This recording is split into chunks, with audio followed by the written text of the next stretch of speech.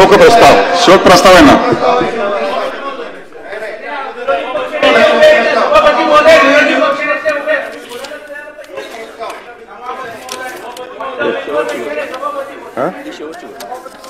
कुठे माझा प्रस्ताव कुठे दिलाच नाही त्यांनी, मोठ्या अक्षरात लिहिला होता तो.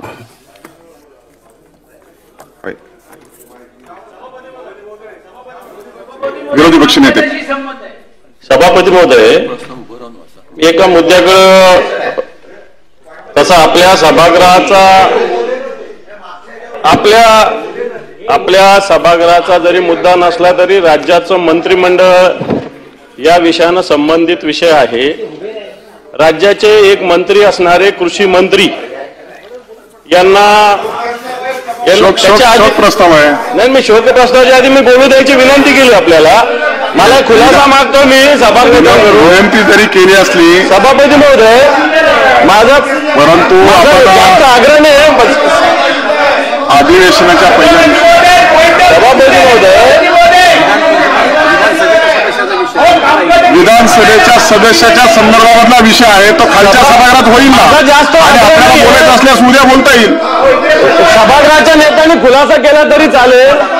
माझं म्हणणं असं आहे की एक कृषी मंत्री, विरोधी पक्ष नेते आपल्याला एका मंत्र्याला शिक्षा झालेली आहे आणि या शिक्षेला कोणत्याही प्रकारची स्थगिती आतापर्यंत नाही. 2 वर्षाची शिक्षा झालेली आहे. तर सरकारची याच्यात भूमिका काय? सरकारची याच्यात भूमिका काय? जरा सभागृहाने सरकारने जरा पाहिजे होता. शोक आपण शोक प्रस्तावानंतर बोलता येणार नाही म्हणून मी आपली परवानगी मागितलेली आहे. परंतु एका मंत्र्याला शिक्षा झालेली सभापती महोदय. विरोधी पक्ष नेते,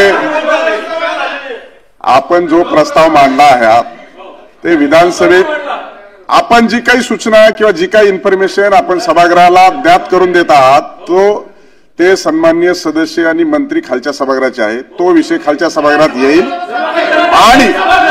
आणि त्यानंतर आपल्याला देखील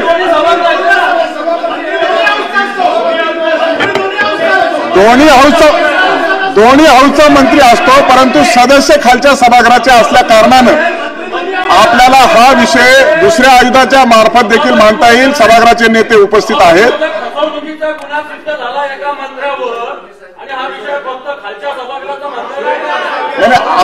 आपल्याला शोक प्रस्ताव आहे.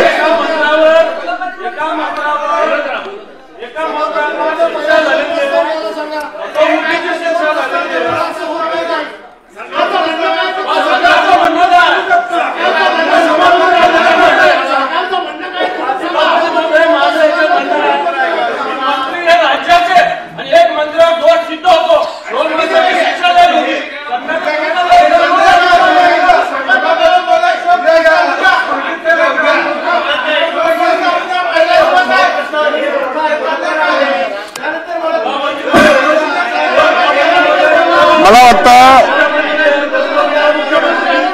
माननीय विरोधी पक्षनेते, मला असं वाटतं की शोक प्रस्ताव आहे आणि शोक प्रस्तावामध्ये देशाचे पंतप्रधान माननीय मनमोहन सिंगच्या संदर्भात आणि आपल्याही सभागृहाचे सदस्य आहेत.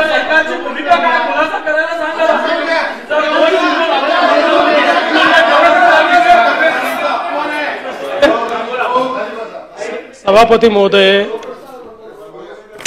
म्हणजे देशाचे माजी पंतप्रधान आणि ज्येष्ठ नेते या देशामध्ये ज्यांनी मोठ्या प्रमाणात आर्थिक सुधारणा केल्या अशा मनमोहन सिंगजींच्या शोक प्रस्तावाच्या दिवशी असा गोंधळ होईल असं वाटलं नव्हतं. तथापि माननीय विरोधी पक्षनेत्याला मी एवढंच सांगू इच्छितो की आपण मंत्री महोदयांच्या संदर्भात जे मांडता आहात त्या संदर्भात कोर्टाने सुनावणी पूर्ण केलेली आहे आणि क्लोज फॉर ऑर्डर ठेवलेला आहे. त्यांची ऑर्डर आल्यानंतर त्याच्यावर निर्णय सभागृह किंवा राज्यपाल घेतील.